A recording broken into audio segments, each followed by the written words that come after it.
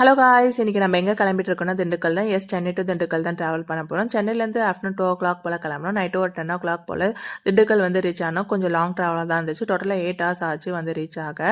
So எதுக்காக வந்தேன்னு சொல்லவில்லையே, என்னோட ஹஸ்பண்டோட ரிலேட்டிவ் ஃபங்க்ஷன் தான், மஞ்சள் நீராட்டு விழாக்கு தான் வந்திருந்தோம். ஸோ நானும் என் பையனும் அழகாக வந்து ஒயிட்லேயே வந்து ட்ரெஸ் அப் பண்ணியிருந்தோம்.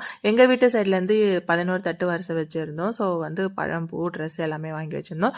இதெல்லாம் எடுத்துகிட்டு போயிட்டு கோயிலில் வச்சுட்டு அங்கேருந்து வந்து வீட்டுக்கு எடுத்துகிட்டு வந்திருந்தோம். என் பையனுக்குலாம் ஒரே ஹாப்பி. அவருக்கு நிறைய ஃப்ரெண்ட்ஸ் கிடச்சிட்டாங்க. ரொம்ப ஹாப்பியாக என்ஜாய் பண்ணிட்டு வந்துட்டு இருந்தாரு. வருஷ தட்டு எடுத்துட்டு வரப்போ பட்டாசு அடிச்சு வெடி வச்சு அழகாக வந்து இன்வைட் பண்ணியிருந்தாங்க. நெக்ஸ்ட் முறை அம்மாங்களாம் நிற்க வச்சு ஆரத்தி எடுத்து உள்ள வந்து ரிசீவ் பண்ணியிருந்தாங்க.